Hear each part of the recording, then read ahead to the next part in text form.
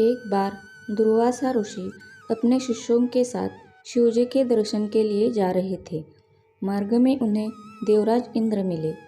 इंद्र ने दुर्वासा ऋषि और उनके शिष्यों को विनम्रतापूर्वक प्रणाम किया। तब दुर्वासा ने इंद्र को आशीर्वाद देकर भगवान विष्णु का पारिजात पुष्प प्रदान किया। इंद्रासन के गर्व में चूर इंद्र ने उस पुष्प को अपने ऐरावत हाथी के मस्तक पर रख दिया। उस पुष्प का स्पर्श होते ही ऐरावत सहसा भगवान विष्णु के समान तेजस्वी हो गया। उसने इंद्र का परित्याग कर दिया और दिव्य पुष्प को कुचलते हुए वन की ओर चला गया। इंद्र द्वारा भगवान विष्णु के दिव्य पुष्प का तिरस्कार होते देखकर दुर्वासा ऋषि के क्रोध की सीमा न रही। उन्होंने देवराज इंद्र को वैभव से हीन हो जाने का शाप दे दिया। दुर्वासा मुनि के शाप के फलस्वरूप लक्ष्मी उसी क्षण स्वर्गलोक को छोड़कर अदृश्य हो गई। लक्ष्मी के चले जाने से इंद्र आदि देवता निर्बल और धनहीन हो गए।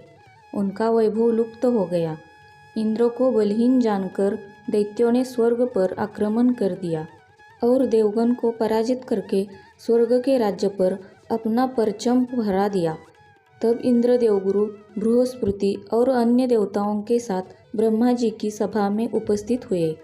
तब ब्रह्मा जी बोले, देवेंद्र, भगवान विष्णु के भोग रूपी फूल का अपमान करने के कारण रुष्ट होकर भगवती लक्ष्मी तुम्हारे पास से चली गई है। उन्हें पुनः प्रसन्न करने के लिए तुम भगवान नारायण की कृपा दृष्टि प्राप्त करो।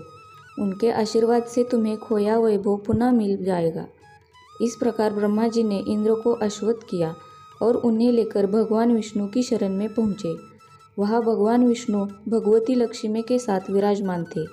देवगण भगवान विष्णु की स्तुति करते हुए बोले, भगवान, आपके चरणों में हमारा बारंबार प्रणाम। भगवान, हम सब जिस उद्देश्य से आपकी शरण में आए हैं, कृपा करके आप उसे पूरा कीजिए। दुर्वासा ऋषि के शाप के कारण माता लक्ष्मी हमसे रूठ गई है और दैत्यों ने हमें पराजित कर स्वर्ग पर अधिकार कर लिया है। अब हम आपकी शरण में हैं, हमारी रक्षा कीजिए। भगवान विष्णु त्रिकालदर्श थे। वे पल भर में ही देवताओं के मन की बात जान गए। तब वे देवगण से अपने वैभव लौटाने के लिए दानवों से दोस्ती कर उन्हें साथ मिलकर समुद्र मंथन करने को बोले।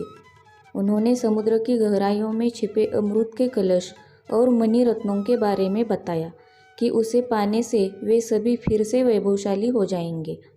भगवान विष्णु के कहे अनुसार इंद्र सहित सभी देवता दैत्यराज बलि के पास संधि का प्रस्ताव लेकर गए और उन्हें अमृत के बारे में बताकर समुद्र मंथन के लिए तैयार कर लिया। समुद्र मंथन के लिए समुद्र में मंदराचल को स्थापित कर वासुकी नाग को रस्सी बनाया गया। तत्पश्चात दोनों पक्ष अमृत प्राप्ति के लिए समुद्र मंथन करने लगे। अमृत पाने की इच्छा से सभी बड़े जोश और वेग से मंथन कर रहे थे। सहसा तभी समुद्र में से कालकूट नामक भयंकर विष निकला। उस विष की अग्नि से दसों दिशाएं जलने लगी। समस्त प्राणियों में हाहाकार मच गया। देवताओं और दैत्यों सहित ऋषि मुनि, मनुष्य, गंधर्व और यक्ष आदि उस विष की गर्मी से जलने लगे। देवताओं की प्रार्थना पर भगवान शिव विषपान के लिए तैयार हो गए। उन्होंने भयंकर विष को हथेलियों में भरा और भगवान विष्णु का स्मरण कर उसे पी गए। भगवान विष्णु अपने भक्तों से संकट हर लेते हैं। उन्होंने उस विष को शिवजी के कंठ में ही रोक कर उसका प्रभाव समाप्त कर दिया। विष के कारण भगवान शिव का कंठ नीला पड़ गया और वे संसार में नीलकंठ के नाम से प्रसिद्ध हुए।